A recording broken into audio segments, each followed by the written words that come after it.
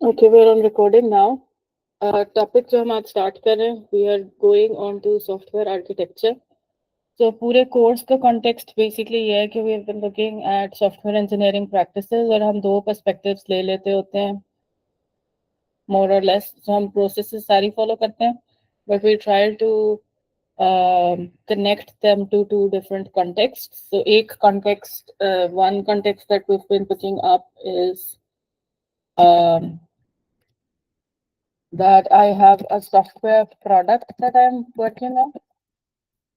And the second context that we look at is कि मेरे पास किसी किस्म का project है that I have taken on as contractual work और उसके ऊपर से I'm trying to figure out कि मैंने किसी एक client या किसी एक business के लिए किस किस्म की प्रोडक्ट जो है उसको सेटअप करना है. सो दोनों सब जो भी हम प्रोसेसेस कवर कर रहे हैं काफी दफा वो ओवरलैप भी हो रही होती हैं दोनों कॉन्टेक्स्ट में, and sometimes one of them is suited more to either one of these. And as we're going on, what I also wanted to start including, which थोड़ा बहुत मैं include करती रही हूँ, by asking you how you have been integrating AI support into all of your submissions, is basically कि हमने साथ साथ देखते जाना है कि how is it that you can actually support all of these processes by using AI tech as it is available to you now. और इन processes में किसी किस्म का अगर फर्क आता है तो वो क्या आता है? The first explicit experience that I'm embedding into your assignments is that you're going to be using for your um, presentation. मैं आप लोगों को require करूंगी कि you're going to make an interactive prototype. An interactive prototype I want everybody to make using Stitch, which basically uses इसके अंदर prompt करके you can basically describe कि किस किस्म की interactive user interface आप चाह रहे हो अपनी product की. Product I'm saying because all of you in your projects, all of you have chosen products, so you're going to pick um use Stitch. You're going to finalize your requirements. So Abhi, again, this is going to be up shortly. You're going to finalize your requirements in a documentary form. So light documentation for your requirements. And then वो जो validation वाला step है of your requirements, उसको हम इस तरह से करेंगे कि you're going to do your prototype, and then you're going to go back and see कि do I need to update anything in my document, and you're going to present all of that eventually as a presentation. So next submission जो आपकी जो next big submission है वो presentation style submission is going to come up next. So now we want to see, so अगर हमारा ये वाला phase cover हो गया तो we're want और requirement वाला phase अगर cover हो गया at some extent, because we're saying कि आपको iterative process करनी होती है तो we are going to expect कि हो सकता है end के ऊपर भी आपको requirement कोई update करनी पड़ जाए, नई requirement analyze करनी पड़ जाए, but at this point academically course के कॉन्टेक्स्ट के अंदर हम रिक्वायरमेंट्स का टॉपिक जो है वो काफ़ी थॉरली कवर कर चुके हैं. And now we want to move on to architecture, which is also a large, it is going to be a very concrete part, a core part of the software engineering process that we're wanting to look at. So software architecture का context from our previous lectures is कि एक तो हमने उसको overall process के अंदर देखा था कि सॉफ्टवेयर आर्किटेक्चर और डिज़ाइन आपकी एक बिग फेज होती है when you are doing your software engineering. उसके अलावा हमने इसका एक और मेंशन पॉपअप होता हुआ देखा था कि जब हम देख रहे थे कि सॉफ्टवेयर रिक्वायरमेंट स्पेक के अंदर when you are putting up your document, तो उसके अंदर आप एक जगह के ऊपर हमने देखा था कि sometimes you want to put your architecture, तो बेसिकली आप डाल ही रहे होते हो because that is part or that is going to help you kind of figure out कि कितना effort जा रहा होगा आपके product के अंदर. So like a high level architecture you put in even into your requirements, but sometimes design का aspect भी we saw, even though technically they said कि इसको separate रखें, technically it is recommended कि इसको separate रखें, sometimes design का aspect is also going to kind of overlap into your requirement phase, because ये आपकी कोई ऐसी requirement हो सकती है कि कोई existing component, for example whoever you're making the product for, उनके पास एक already requirement हो सकती है कि I want the product to use this particular component जो मेरे पास पहले से developed है.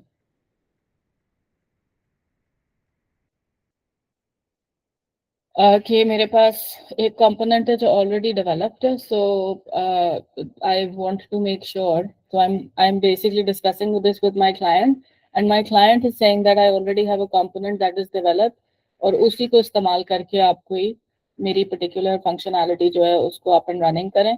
So then that will need to go into your requirements document कि किस किस्म की कोई API पड़ी हुई है या कोई component पड़ा हुआ है जिसको मैंने इस्तेमाल करके कोई particular functionality को implement करना है. So we have seen instances of the term software architecture and software design popping up even in the requirements process, जो कि practically होता है. Again, textbook के अंदर जब listing होती है तो वो सारी की सारी clean listing होती है because that helps basically study the concepts, लेकिन practically speaking आपकी चीजें overflow कर रही होती हैं, overlap कर रही होती हैं और आपको kind of figure out करना पड़ रहा होता है कि इस particular situation में how am I going to apply all of the concepts जो हमने for instance textbook situation या classroom situation के अंदर पढ़े हैं. So software architecture, from the term you should be able to kind of pick out that this is, और जितनी भी हमने इसके ऊपर discussion की है, you should be able to pick out that it is important.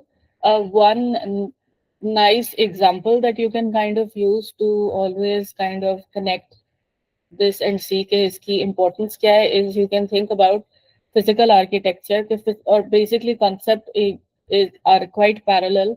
दोनों कॉन्सेप्ट्स के फिजिकल किसी चीज का आर्किटेक्चर बना रही हूँ, किसी घर का आर्किटेक्चर, किसी बिल्डिंग का आर्किटेक्चर, किसी हॉस्पिटल का architecture, if you are making the same kind of similar concept is involve on a software level जब आप सॉफ्टवेयर आर्किटेक्चर की बात कर रहे होते हैं.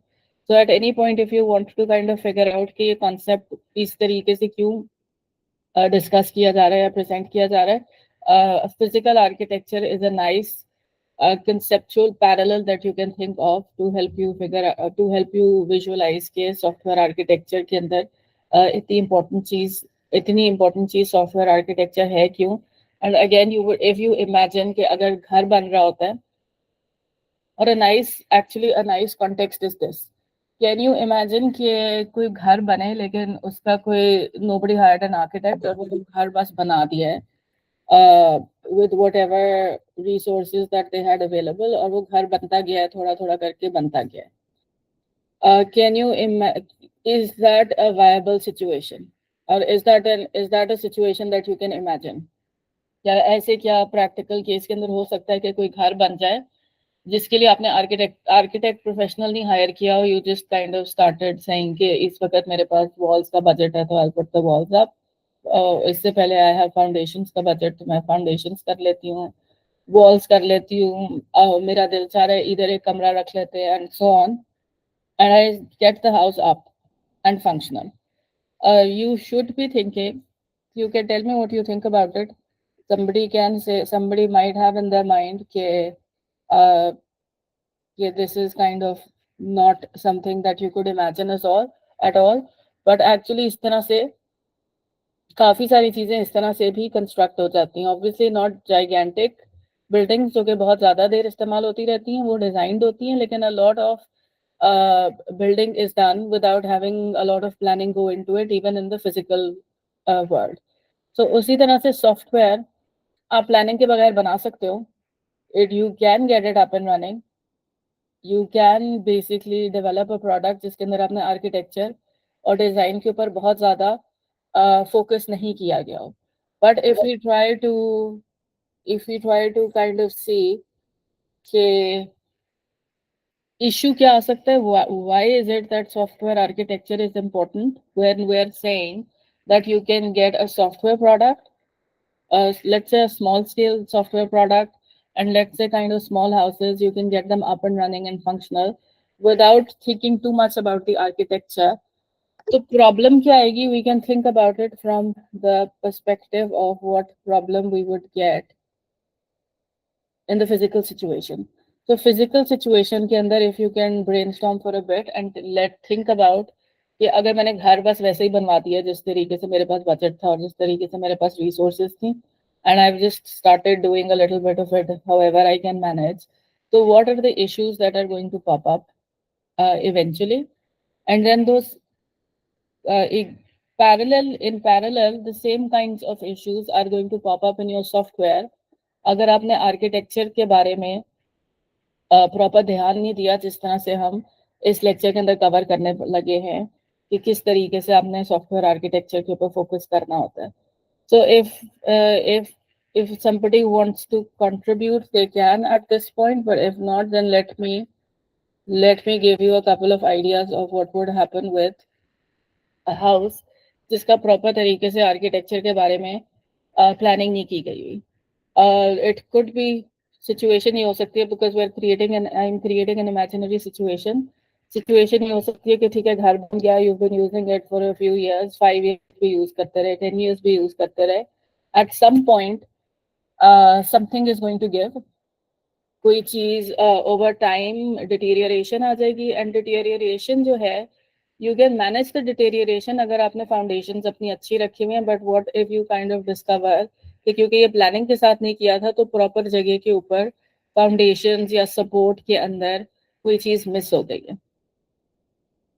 सो that is going to cause a big problem. घर फिर भी अप एंड रनिंग रह सकता है, लेकिन उसके अंदर फिर आपको करना पड़ेगा कि एट सम पॉइंट आपको काफी मैसिव किस्म की रीस्ट्रक्चरिंग करनी पड़ेगी to in order to fix the problem, and then basically उधर से फिर उसको बेहतर करते जाएंगे. चलता वो फिर भी रहेगा, but you are going to have massive problems at interim intervals where you're going to have to figure out कि मैंने सपोर्ट नहीं सही लगाया था, इधर मैंने फाउंडेशंस नहीं ठीक बनाई थी, यहाँ पे probably I forgot to put in proper drainage access and so on. So इस तरह के सारे situations are going to occur with the software as well, जिसको आपने बना दिया है.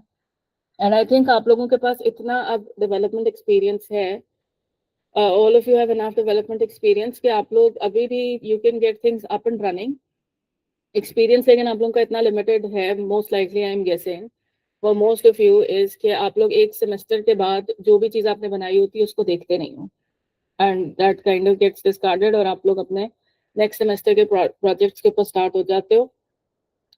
So you wouldn't have had a chance to experience that directly.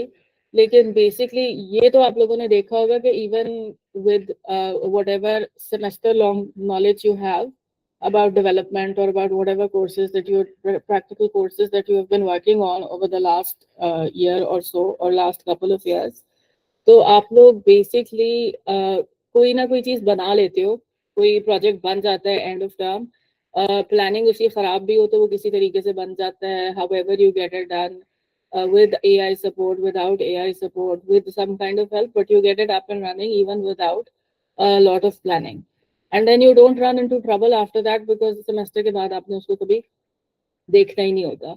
But now if you try to extend your imagination a little bit and you imagine कि आपने किस तरह का software बनाना है that you're releasing to the public, you're making something like, if I go back to Instagram जिसको मैं बार बार refer करती हूँ, so something like a social media products that you are building and you want कि ये इस्तेमाल होता रहे, चलता रहे, तो उसके लिए ideally speaking, so ideal case, very ideal case, because even इस तरह के cases के अंदर if you kind of look up कि Facebook का development किस तरह से चला था, तो Facebook की timeline के अंदर they had a time where basically they had to revamp everything from the architectural level to basically thinking about के programming languages कौन सी इस्तेमाल करनी है और क्या कुछ करना है, because Facebook itself started off like something जिसके अंदर बहुत planning नहीं थी, and then it scaled so much, they got so many users कि उनको फिर से उसको सोच के redesign करना पड़ा था. So even in a large scale kind of a product इस किस्म का problem आ सकता है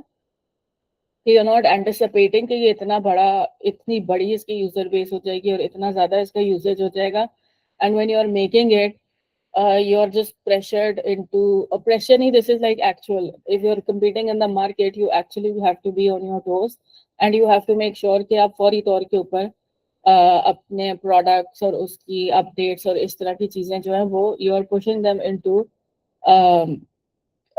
use as quickly as you can. So उसके अंदर एक काइंड ऑफ फ्लिप सिचुएशन आ जाती है कि एक सिचुएशन आपके पास ये है कि आपने जल्दी से जल्दी किसी ना किसी तरीके से अपना प्रोडक्ट जो है वो लॉन्च करना है। दूसरा सिचुएशन ये है जिसको हम टेक्स्ट बुक सिचुएशन के अंदर अच्छी तरीके से डाइसेक्ट कर सकते हैं, but there are going to be when you are doing things quickly.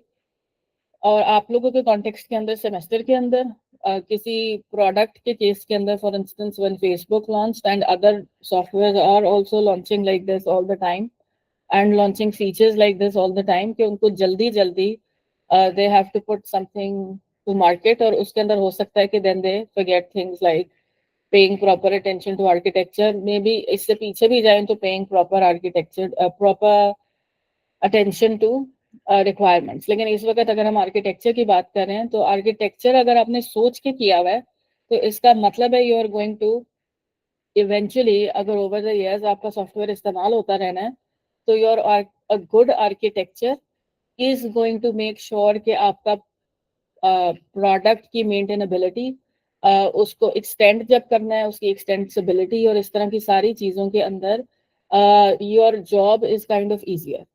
Of course, you can always do this, that you do kind of a quick job and put something up. So again, Facebook wali example के अंदर, so whenever it was launched, they got something up and running quickly.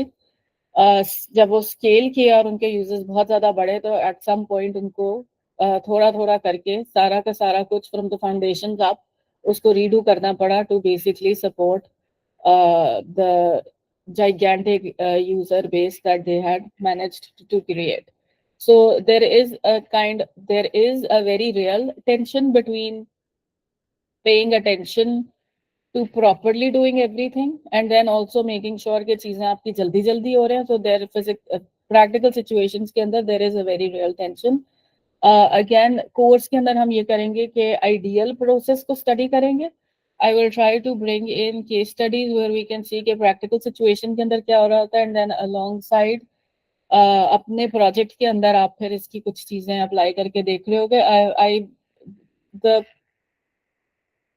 kind of time of a course is not enough for you to realize कि ये किस किस्म के issues आ सकते हैं, except for me reading them off slides and you reading them from your textbooks.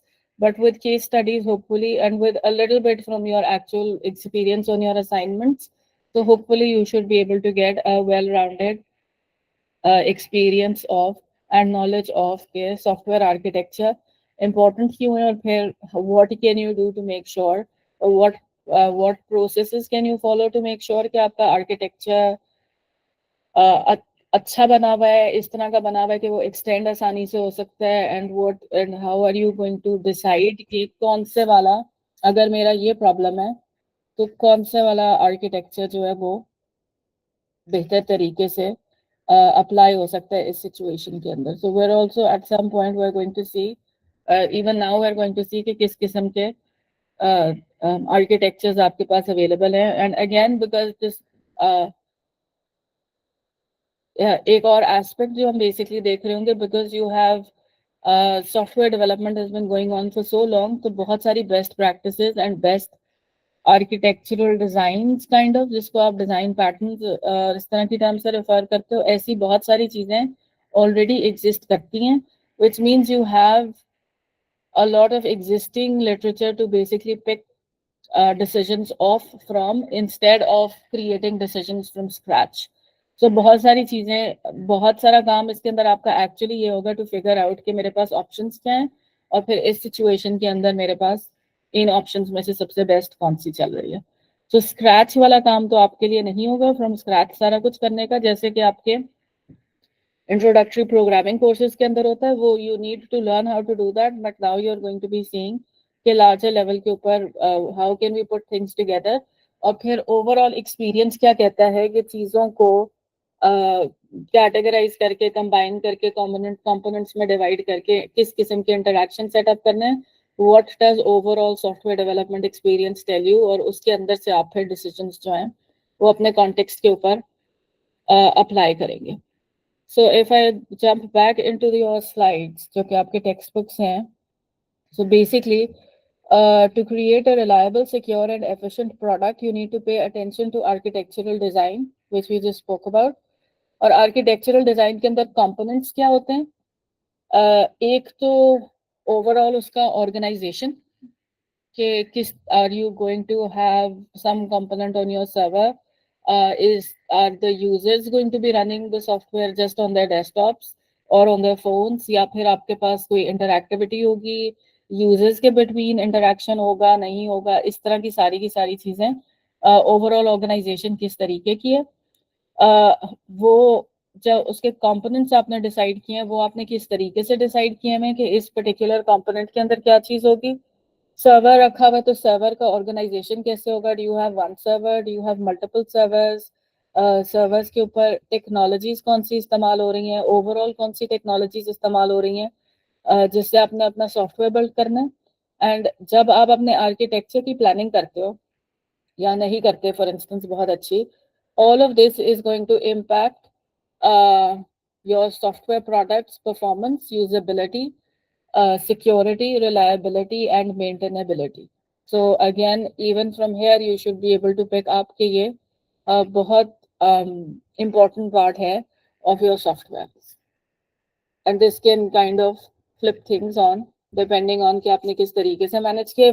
If I go back to the Facebook example, when they figured out कि problem हो रही है हमारे architecture के साथ, तो they were also incidentally be able to react quickly enough कि उन्होंने अपना प्रोडक्ट भी अप एंड रनिंग रखा, क्विकली भी किया था और इंक्रीमेंटली भी किया था, जिसका मतलब है ये नहीं किया था कि पूरा का पूरा कुछ क्रैश कर दिया था, उन्होंने इंक्रीमेंटली अपना आर्किटेक्चर सारा रीबिल्ड किया था। बट बेसिकली ये भी सिचुएशन हो सकती थी कि उनका पूरा का पूरा प्रोडक्ट क्रैश कर जाता because they were not they would for instance if they had not been prepared to react quickly and take action, तो बैड आर्किटेक्चर की वजह से आपका प्रोडक्ट पूरा का पूरा काइंड ऑफ क्रैश भी कर सकता है। So this is quite important. वो उनकी अपनी काइंड ऑफ स्किल थी that they were able to drag themselves out of a bad situation at that point.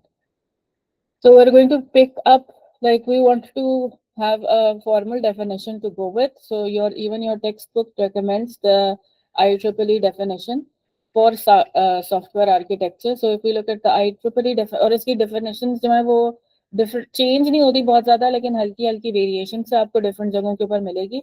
But IEEE is a good standard to go with.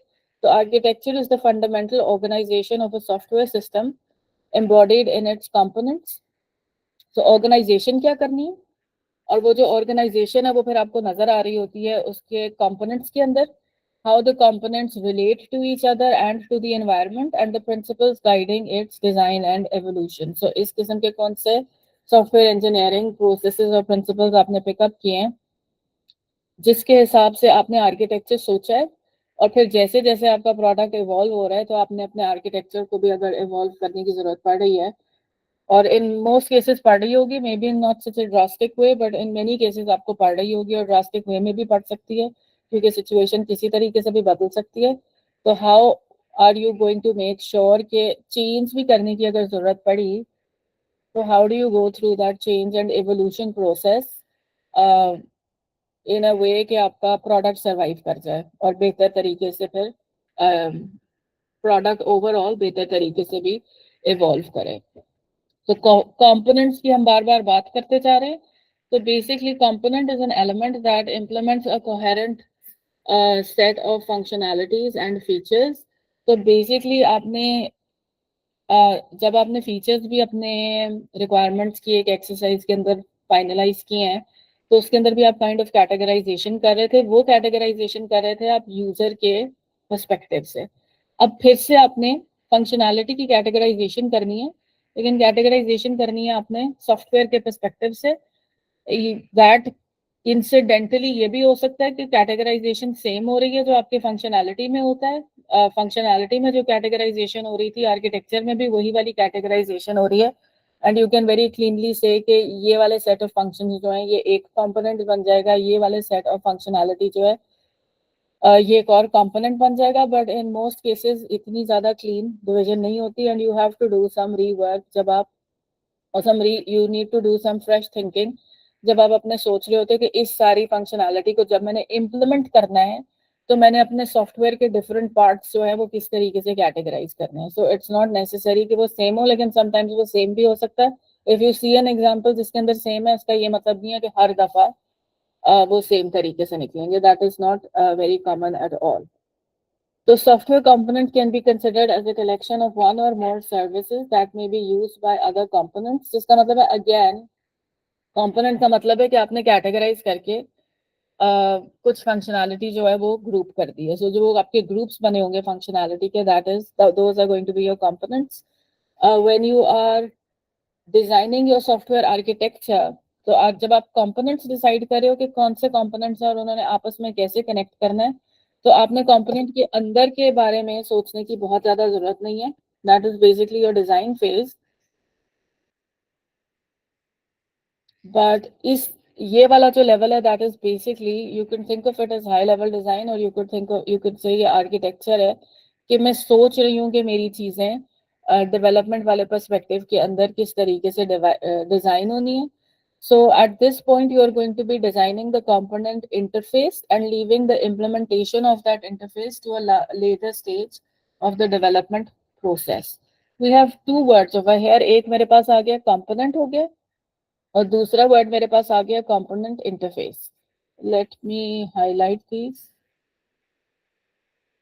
So I have software components that we want to talk about, and then we're also saying कि architecture में आप components की बात करते हो, component interface की बात करते हो, कनेक्ट कैसे करना है, लेकिन उसके अंदर एग्जैक्टली क्या हो रहा है वो फिर बात के लिए छोड़ देते हैं. Exactly first level of architecture you are not thinking about कि आपके कंपोनेंट्स एक्चुअली काम कैसे कर रहे हैं.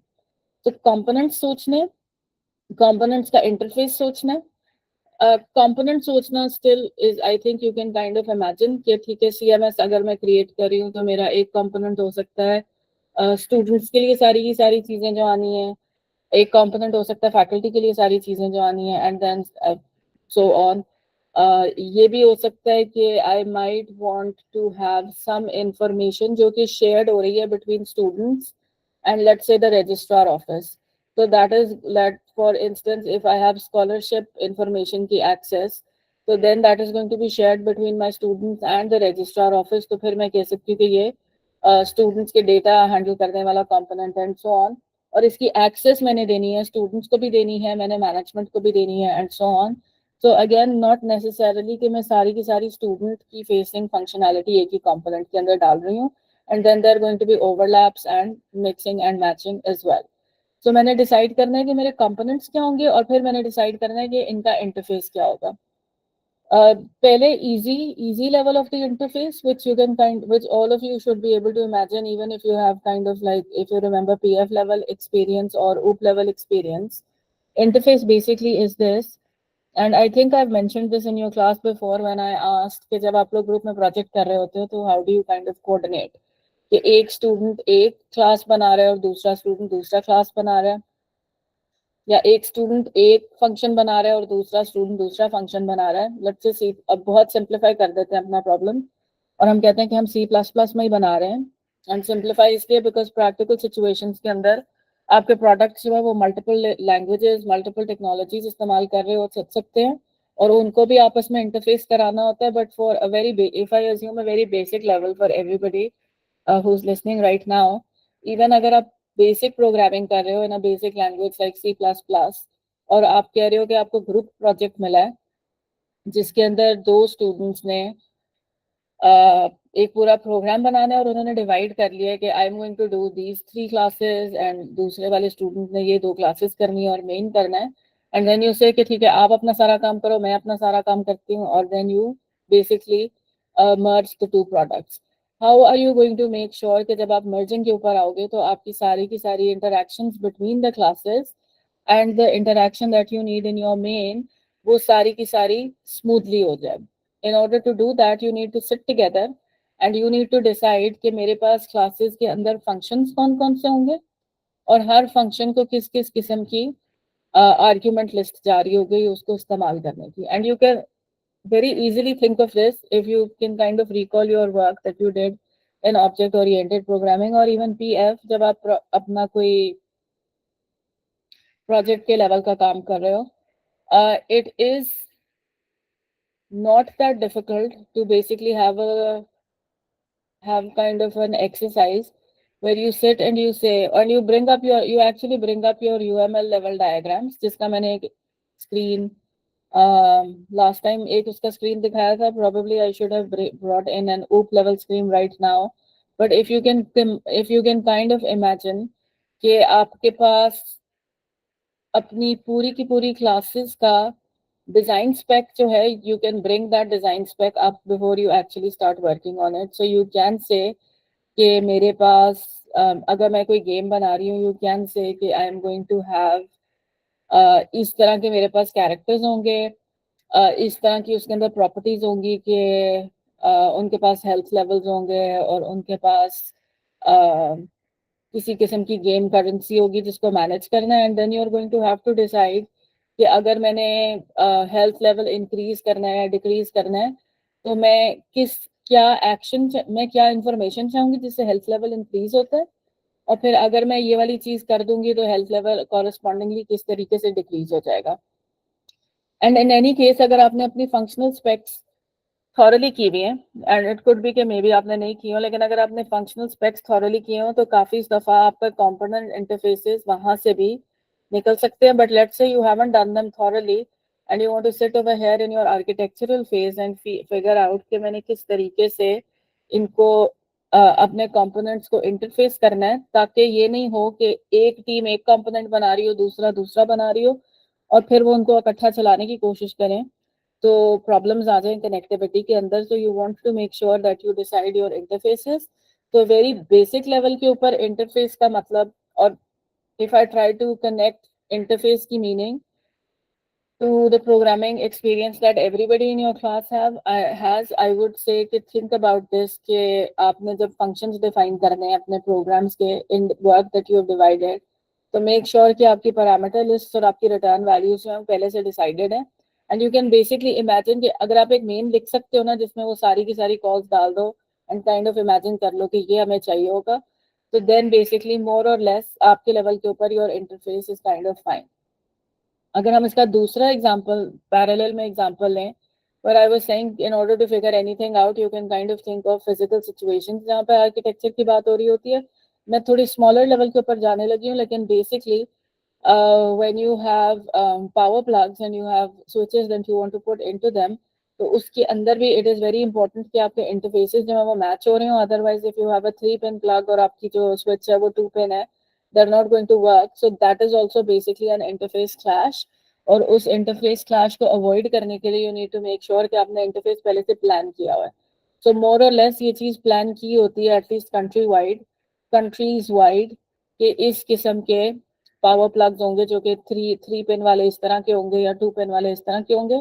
And if you have decided that, तो everybody who is then using something in that context can make sure कि वो उसी तरह के फिर switches इस्तेमाल करें जो उसके अंदर इस्तेमाल हो जाएं. And everybody who is making a new house makes sure knows basically कि मैंने इस किस्म के outlets जो हैं वो include करने हैं. So software components and interface kind of this is how we are thinking of. ये एक एग्जांपल दिया और इधर immediately API include हो गई है. I'm not sure if everybody has web development experience from your coursework or otherwise, but basically जैसे ही आप किसी large scale or even phone mobile app development experience, but as soon as के आप थोड़ी सी larger scale development के ऊपर आने शुरू हो जाओगे, तो वहां पर eventually you are going to have to do some kind of an API connectivity.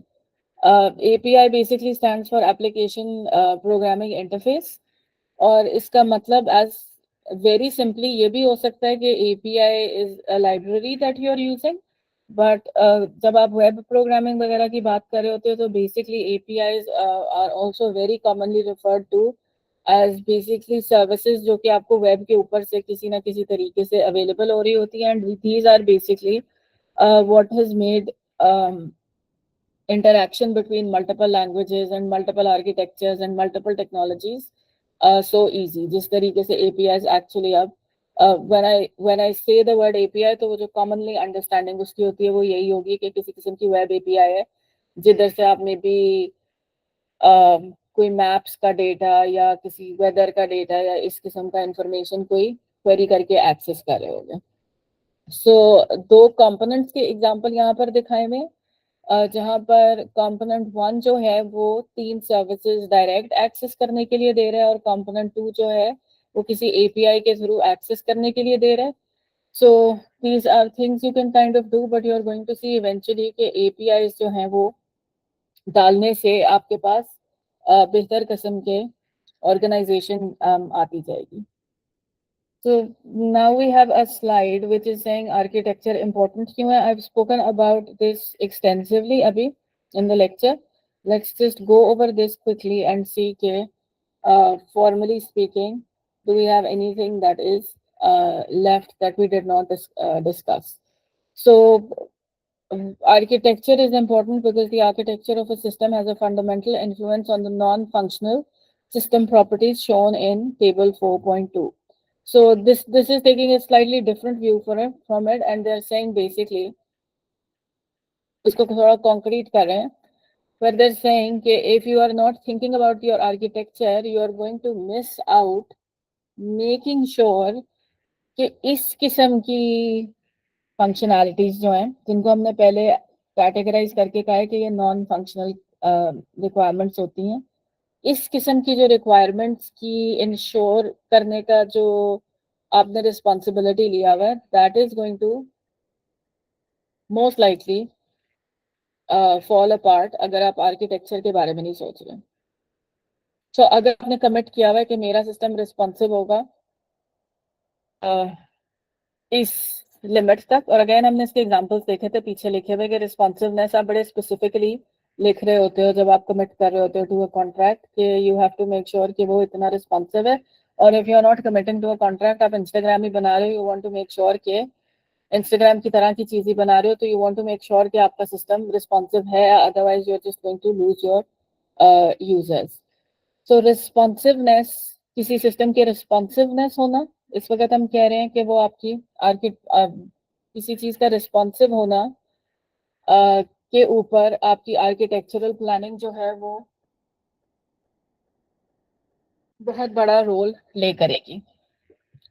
किसी चीज को अगर आपने रिलायबिलिटी कमिट की हुई है या आपने फोरसी किया हुआ है कि I need this to be reliable, and reliability is a very obvious thing. You can not imagine कि मैं सोच रही होंगी कि मेरे पास रिलायबिलिटी नहीं होगी मेरे प्रोडक्ट के अंदर.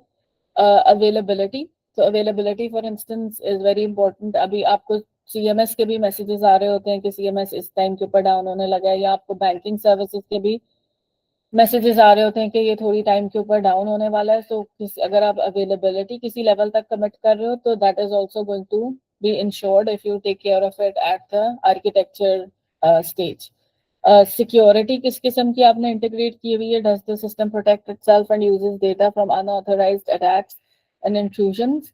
सिक्योरिटी के लिए you might have to put in an entire component in order to make sure कि आपकी सिक्योरिटी ठीक तरीके से इम्प्लीमेंट हुई है, और you might need to make sure कि हर कंपोनेंट के अंदर सिक्योरिटी का लेयर इंटीग्रेट हुआ हुआ है. So these are also architectural decisions that you are going to have to take. Usability, so can the system users access the features that they need and use them quickly and without errors. तो user किस तरीके से access कर पा रहा है functionality, उसका impact भी आर्किटेक्चर से आएगा. मेंटेनेबिलिटी, इसकी हमने काफी ज्यादा एग्जांपल्स के साथ बात की है कि can the system be readily updated and new features added without undue costs. And resilience, इसकी भी हमने बात की है कि can the system continue to deliver services in the event of a partial failure और एक्सटर्नल. इसकी हमने बात नहीं की, but let me bring up an example over here. You think of something that you use very frequently which has been designed such that के किसी जगह के ऊपर partial failure भी हो जाए या इधर external attack भी लिखा हुआ है, which would give you a big hint to the example that I am guessing towards. Asking you to guess towards can the system continue to deliver user services in the event of partial failure or external attack. So this was basically, इसका जो बहुत common example आपके पास है वो अब तो basically you can kind of imagine, क्योंकि आपकी सॉफ्टवेयर बनी इस तरीके से रही है और उस इंफ्रास्ट्रक्चर के ऊपर रही है. But can you recall if you ever seen कि इंटरनेट जब डिजाइन हुई थी तो इंटरनेट के डिजाइन के पीछे किस किस्म की आइडिया था, and the basic driving idea behind the internet was this. और इंटरनेट बनी तब थी, like इंटरनेट की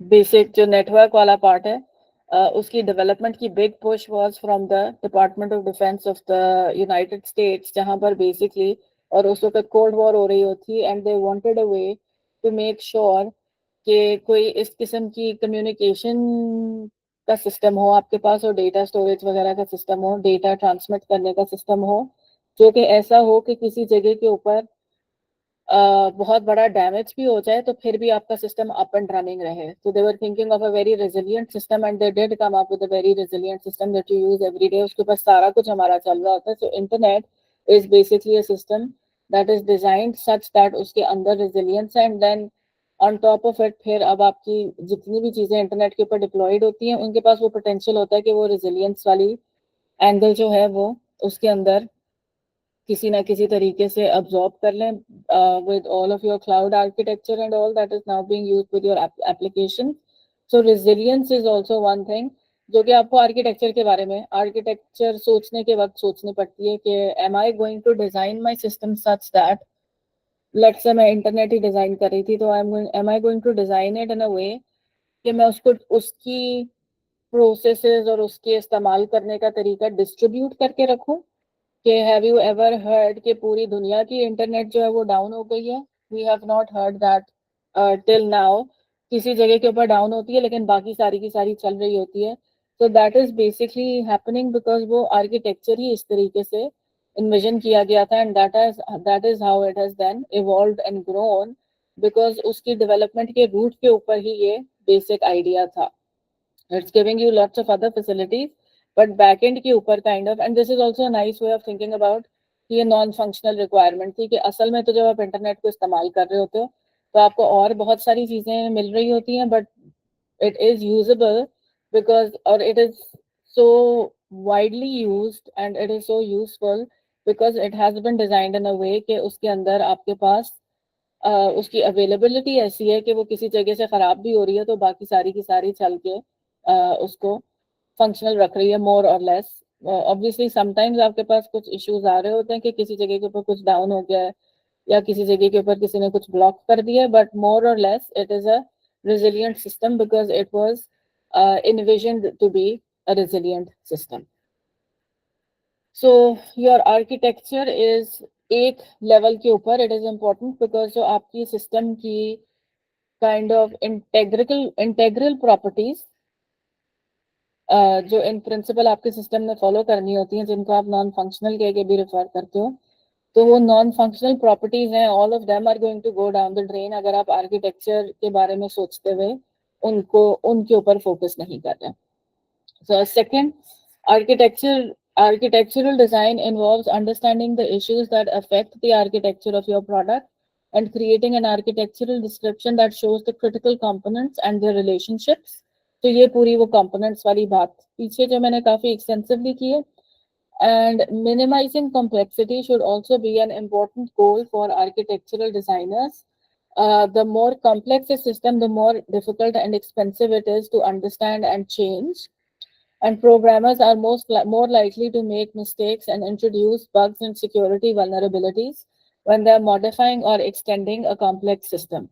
So this should be one of your goals जब आप architecture अपना design कर रहे हो, कि you should make sure कि obviously आपने अपना product create करना है, आपने functionality देनी है, ये सारी चीजें करनी है, but you should make sure कि ये सारी की सारी आप इस तरीके से planning कर रहे हो कि वो मिनिमल कॉम्प्लेक्सिटी के साथ अप एंड रनिंग हो रहे हैं. एंड अगेन आर्किटेक्चर प्लानिंग के ऊपर अगर आप प्रॉपर प्रोसेसेस अप्लाई कर रहे हो, प्रॉपर टाइम दे रहे हो, तो you are also going, this is one thing that you should be aiming for. और जब आर्किटेक्चरल प्रोसेसेस स्किप हो रही होती हैं for whatever reason, market pressure, budgetary issues, resources के issues, तो one big problem that does occur is कि complexity minimize करने वाला जो काम है वो skip हो रहा होता है, और कोई चीज जल्दी करते हुए a lot of times there is a tendency कि आप बस उसको चलाने के लिए extremely complex करते हो, और फिर उस को चलते रहने के लिए उस complexity को फिर आप maintain करते रह रहे होगे over the years, and it is going to be a big drain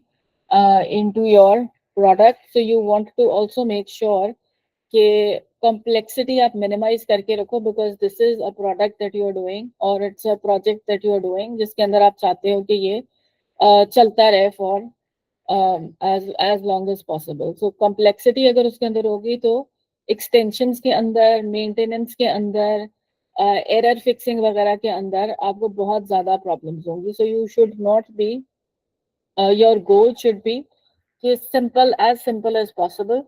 So minimizing complexity अगर एक थोड़ा सा नॉन इंटुइटिव टर्म लगता है तो you can think about this कि मेक श्योर कि आपका डिजाइन सिंपल एंड अंडरस्टैंडेबल की तरफ होना चाहिए. सो टू मेक श्योर कि दिस इज समथिंग जो कि लॉन्ग टर्म के ऊपर चल सके. सो वो जो सिक्योरिटी वाला एग्जांपल था, that is this is speaking more about this कि the benefits of a centralised. तो this is the opposite actually कि इंटरनेट के अंदर तो आपकी सारी की सारी चीज डिस्ट्रीब्यूटेड है, सिक्योरिटी भी डिस्ट्रीब्यूटेड है, but for a centralized security architecture, so this would be the other option. So architecture के अंदर यू वुड डिसाइड कि मैंने चीजें one decision for example that you would want to make is कि मैंने चीजें and for example security centralized रखना है या फिर distributed रखना है. So the benefits of a centralized security architecture are that it is easier to design and build protection and the protected information can be accessed more efficiently. तो centralized के भी फायदे हैं, which are the ones जो कि पहली bullet के अंदर लिखे हुए हैं. But again, अगर breach successfully हो जाता है कुछ, if somebody is able to break into your system और आपने centralized रखा हुआ है, तो you are going to lose everything. दूसरा एंगल है कि if you have distributed information, it is going to take longer to access all of the information and it is going to cost more to protect it, because आपने बहुत सारे different जगहों के ऊपर किसी ना किसी तरीके से प्रोटेक्शन डिप्लॉय करनी होगी. And if security is however breached in one location, तो सिर्फ आपको उस पर्टिकुलर लोकेशन के ऊपर प्रॉब्लम होगी, बाकी सारी की सारी चीजें जो हैं वो आपकी सेफ होंगी. So two example software decisions जिसके pros and cons जो है वो आपको नजर आ रहे हैं. And again when you are making a decision कि मैंने कौन सी वाली option pick करनी है, that is going to be dependent on your context as well. इसका भी black and white इस तरह का नहीं आंसर, even though लगता है कि maybe distributed better हो, but हो सकता है कि जो भी चीज आप बना रहे हो उसके अंदर आपके पास बजट ही नहीं हो या आपके पास रिसोर्सेज ही नहीं हो या आप इस वक्त डिस्ट्रीब्यूटेड वाला सिस्टम क्रिएट कर सकते हो. So your answer is going to be not black and white. It is going to be dependent on the context in which you are working. Achha, this is another example in figure 4.2, which shows a system with two components, C1 and C2, that share a common database. So ये आपका C1 and C2 बना हुआ है, and they have इसके दो किस्म की versions बनी हुई हैं. So one is a shared database architecture. The second one is a multiple database architecture. And so 4.2 जो है उसके अंदर दो components हैं that share a common database. And we are going to, for our example, we are going to assume कि C1 slowly execute होता है because it has to reorganize the information in the database before using it. And आपके पास choice like option ही है, so like kind of a case study, a toy case study. कि the only way to make C1 faster might be to change the database, which means कि अगर मैंने database बदलनी है तो C2 को भी मुझे बदलना पड़ेगा. तो कैन यू सी कि इधर मेरे पास जो डिपेंडेंसी आ रही है वो बेसिकली ये आ रही है कि with my if C1 is connected to the database and C2 is also connected to the same database, लेकिन C1 को फास्टर करने के लिए I need to maybe reformat my database. तो फिर C2 के ऊपर C2 की इसकी कनेक्शन की वजह से इसके ऊपर भी कोई डिपेंडेबिलिटी होगी जिसकी वजह से मुझे C2 को भी फिर अपडेट करना पड़े. So this is one architecture, and then problems that could arise with this particular architecture. In your second option, a different architecture is used where each component has its own copy of the parts of the database that it needs. So over here you have this functioning like this कि यहाँ पर एक ही database को दो components access कर रहे थे और यहाँ पर आपके पास दो components हैं जो अपनी अपनी portion of the database को independently access कर रहे हैं. So if we have the same problem that we had what we discussed in the earlier example कि C1 की performance तेज करने के लिए मुझे C1 जो डेटा एक्सेस कर रही है उसको किसी ना किसी तरीके से रीफॉर्मेट करने की जरूरत पड़ रही है, और अगर मैं C1 इस केस में मैं C1 डेटाबेस को रीफॉर्मेट भी कर दूं तो it is not going to impact anything else, because उसका कनेक्शन जो है वो मिनिमल है. It is connecting C3, but C3 is basically a central reconciliation system for the database, जिसके अंदर for the data of my system, which is going to make sure कि सारी की सारी चीजें जो है वो प्रॉपर तरीके से कोऑर्डिनेटेड हैं. सो दोनों के अंदर आपको फायदे हैं. आपको नजर आ रहा है अगेन जिस तरह सेंट्रल और डिसेंट्रलाइज्ड की तरह की यही एग्जांपल है कि इसके अंदर फायदा तो हो रहा था, इसके अंदर आपको फायदा ये लग रहा है कि C1 और C2 रीजनेबली इंडिपेंडेंट हो गए हैं. So you have a multi-database architecture which is looking to work better, but this may run more slowly and may add more cost to implementation and change. So ये चल सकती है, लेकिन again a decision between this version or this version again is going to depend upon कि आपका context क्या है, and we are going to say कि and we are going to not assume black and white answers कि हमेशा distributed वाला architecture बेहतर होता है या दूसरे वाला बेहतर होता है. So quickly if we go over this as well. So what are the issues that influence architectural decisions? So whatever I was saying कि हमने सारे के सारे दो examples जो अभी decisions के देखे हैं वो हमने इस तरीके से नहीं लेने कि without any context कि ये वाला decision बेहतर होता है या दूसरे वाला बेहतर होता है. हमने in fact देखना है कि मेरा context क्या है और उस context के अंदर कौन सी चीजें हैं जिसकी वजह से आपकी architectural decisions के ऊपर influence आ सकता है. One big one that we just went over is non-functional product characteristics. So non-functional product characteristics की list basically आपके पास quickly refer करने के लिए ये list is this one. So what are there non-functional requirements that you have जिनको follow करने के लिए you have to make sure कि यही वाला architecture करें. So for instance इंटरनेट के डेवलपमेंट के लिए नॉन फंक्शनल कैरेक्टरिस्टिक ये रिक्वायर्ड था कि दे डिड नॉट वांट कि इंटरनेट की कोई एक नोड अगर डाउन हो जाए किसी अटैक की वजह से तो पूरी की पूरी इंटरनेट जो है वो डाउन हो जाए. And that is why it was taking into account कि फिर इंटरनेट का architecture is the way that it is now. It is a distributed architecture और जो भी इसके साथ और कैरेक्टरिस्टिक्स हैं फॉर इंस्टेंस के डिफरेंट किस्म के डिवाइसेस सारे के सारे कनेक्ट हो रहे हैं. All of the things that you take for granted, but if you think back you can kind of imagine कि ये सोच के डाले हुए हैं, ये ऑटोमेटिकली नहीं हुआ हुआ, ये किसी ना किसी विजन के साथ इंटीग्रेट हुए हुए into the system that you use today without even thinking about it. उसके अलावा product life time. So is the product that you're doing, is it something जिसको आप इन्विजन कर रहे हो कि ये ओवर डेकेड इस्तेमाल होता रहेगा, और आर यू इमेजिनिंग कि ये बस कोई ऐसी चीज है जो कि कोई मे बी किसी स्विच के इंटरम टाइम के अंदर इस्तेमाल होनी है just to make life easier.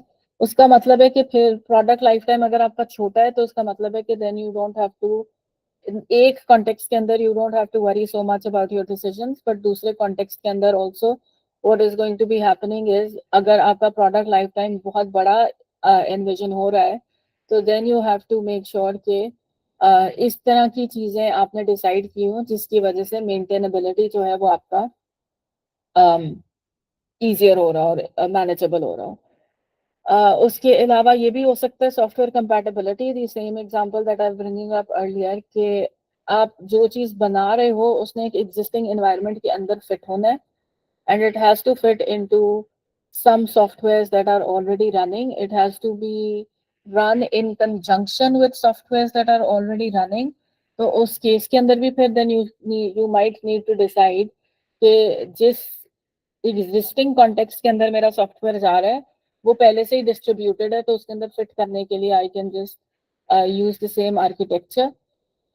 एक एस्पेक्ट हो सकता है कि आपके नंबर ऑफ यूजर्स कितने हैं. सो नंबर ऑफ यूजर्स अगर बड़े हैं तो you are going to have to make different decisions in order to make sure कि मल्टीपल यूजर्स एक ही वक्त के ऊपर आपकी चीजें इस्तेमाल कर रहे हैं, आपका टेक इस्तेमाल कर रहे हैं, तो उसको किस तरीके से करना है. Do you want to do this कि हैव मल्टीपल सर्वर्स और अपने यूजर्स को सर्वर्स के ऊपर डिस्ट्रीब्यूट कर दें, what do you want to do. So ये सारी की सारी चीजें आपके नंबर ऑफ यूजर्स की बेसिस के ऊपर भी डिसाइड हो रही होंगी. एंड देन सॉफ्टवेयर यूज का कितना आपके पास रिक्वायरमेंट है. Are you in your architecture phase and design phase, are you being required to reuse software? And second aspect, आप जो बना रहे हो उसमें फिर और जगहों के ऊपर भी मल्टीपल तरीकों से इस्तेमाल होना है या नहीं. all of these issues are going to impact कि आप डिसीजन किस किस्म का ले रहे हो. And similarly, your design issues, you are going to make sure कि आप उनको प्रॉपर तरीके से एनालाइज करके अपने सिचुएशन प्रॉपर तरीके से फिर अपने डिसीजंस ले रहे हो. व्हेन यू हैव क्वेश्चंस और when you have options which are something like this कि मैं अपना डिजाइन इस तरीके का बनाऊं या फिर इस तरीके का बनाऊं. So all of these are the same, this is the discussion of the same जो पीछे डायग्राम बना हुआ है कि ये वाले के सारे किस तरीके से आपके आर्किटेक्चर को इम्पैक्ट करते हैं. सो ट्रेड ऑफ्स की हमने कुछ कॉन्टेक्स्ट के अंदर बात की है. So we have trade offs. एक ट्रेड ऑफ ये हो सकता है, एक मेजर ट्रेड ऑफ ये हो सकता है कि सिस्टम का maintainability versus performance. So system maintainability के एक जगह के ऊपर आपको काइंड ऑफ गिवन करना पड़ेगा in order to focus on the other, and it is going to depend on के आपके लिए, आपके प्रोडक्ट के लिए फॉर इंस्टेंस मेंटेनेबिलिटी ज्यादा इंपॉर्टेंट है या परफॉर्मेंस ज्यादा इंपॉर्टेंट है, and then focus on that, because एक वाले के ऊपर फोकस करने के लिए दूसरा सफर कर सकता है. So system maintainability is an attribute that reflects how difficult and expensive it is to make changes to a system after it has been released to customers. You improve maintainability by building a system from small self-contained parts, each one of which can be replaced or enhanced if changes are required. So maintainability के लिए you need to make sure कि simple और small components के अंदर आपने division की हुई है. And in architectural terms, this means that the system should be decomposed into fine-grained components, each one of which does one thing and one thing only. So theoretically sounds good. लेकिन however, जब आपने इतने ज्यादा छोटे pieces बनाए हुए हैं तो उनकी communication भी सारे के सारे components की आपने setup की होगी, which means कि एक end के ऊपर आर्किटेक्चरल फेज के अंदर आप सोच रहे हो, so you are probably immediately thinking कि मैं आर्किटेक्चरल फेज के अंदर इतने सारे कनेक्शंस प्लान कर रही हूँ. बट फिजिकली स्पीकिंग जब आपका सॉफ्टवेयर रन कर रहा होगा और इतने सारे कंपोनेंट्स आपस में कम्युनिकेट करके अपना एंड गोल अचीव कर रहे होंगे, तो your software physically response wise your software is going to be slower. So एक इस किस्म की ट्रेड ऑफ आ सकती है within what you are trying to do with your software. So ये भी एक क्वेश्चन हो सकता है, ये एक डिसीजन हो सकती है जिसके ऊपर आपने डिसाइड करना है कि मैंने मेंटेनेबिलिटी के ऊपर फोकस करना है या परफॉर्मेंस के ऊपर फोकस करना है. Something that is more relevant over here right now would also be कि मैंने मार्केट प्रेशर की जो हम बात कर रहे थे कि इफ आई, और अगर हम फेसबुक वाला ये एग्जांपल फिर से ले आए कि if I want to release something quickly to market, तो मैं उसको रिलीज जल्दी से कर दूंगी, लेकिन जब मैं जल्दी से रिलीज करने लगूंगी तो मेरे पास प्लानिंग के अंदर इतना टाइम नहीं होगा कि मैं इसको मेंटेनेबल रख सकूं. That means maintainability versus market pressure is also something that is a trade off. ये मार्केट प्रेशर के साथ compete करने के लिए आपने कोई चीज ऐसी बना दी है जो इतनी मेंटेनेबल नहीं है और फिर एट सम पॉइंट आपको उसको डिस्कार्ड करके नया बनाना पड़ा है. But that might help you. That again context wise, अगर आपको अपने प्रोडक्ट की विजिबिलिटी ही करने के लिए ये करना पड़ रहा है तो in a lot of cases this could be the better decision. So again, black and white नहीं होगा कि मैंने मेंटेनेबिलिटी ही रखनी है अपने सिस्टम में. theoretically speaking that is a great characteristic to have in your software. लेकिन अगर आप किसी और चीज के ऊपर उस वक्त फोकस कर रहे हो और आपने मार्केट प्रेशर को एक्चुअली पे अटेंशन नहीं किया और आपने बहुत अच्छा सिस्टम बना दिया, तो हो सकता है कि उस एरिया के अंदर जो भी फर्स्ट मूवर था वो आ गया हुआ है और उस मूवर की वजह से फिर आप आगे अपनी प्रोडक्ट को नहीं बेसिकली उतनी इम्पोर्टेंस दे पा रहे जितनी probably your product is better but something else is doing better than that particular product in that area. Again example अगर हम इसका कुछ थोड़ा सा रियल वर्ल्ड एग्जांपल के साथ मैच करने पड़े, I can't think of an exact parallel because we don't know what is happening जब आपके प्रोप्राइटरी सिस्टम्स डेवलप हो रहे होते हैं, तो हमें बैकएंड का नहीं पता होता. But one thing that you can imagine is के with all of your AI developments, इस वक्त सबसे ज़्यादा popular AI that everybody knows regardless of whether they use it or not or if they're in a technical field or not, सबके सब लोगों को chat GPT का definitely पता होता है. And one reason for that is that they just took the first mover advantage. बाकी Google had another system जिसके अंदर वो मेंटेनेबिलिटी के ऊपर प्रोबेबली बहुत ज्यादा एफर्ट नहीं डाल रहे थे. गूगल और किस्म का एफर्ट डाल रहे थे कि because Google had different kind of problems with the products के इसके अंदर कोई सिक्योरिटी वाली चीज या डेटा शेयरिंग वाली चीज. They were being really really careful about that and OpenAI took the risk and just released the software, जिसकी वजह से they became kind of the biggest name in the market regardless of whether they had a better software or not. So हमेशा maintainability या हमेशा आपकी कोई और regulatory compliance या इस तरह की चीज हमेशा आपके लिए priority जरूरी नहीं है कि वही हो. It could be some other kind of a priority that you have और जिसकी basis के ऊपर आप फिर अपना product release कर रहे हो.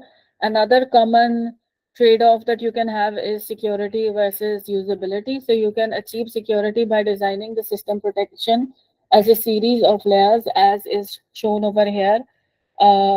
For a web application जिसके अंदर payments वगैरह for instance हो रही हूँ, तो you would have multiple layers जिसके अंदर आप कह रहे हो कि पहले IP authentication करो, application authentication करो, feature authentication करो, encryption करो, फिर and so on. So multiple layers के अंदर आपने security apply की हुई है and your attacker will have to go through all of the layers before your system is compromised. Layers might include system authentication layers जो हमने सारे के सारे देखा है.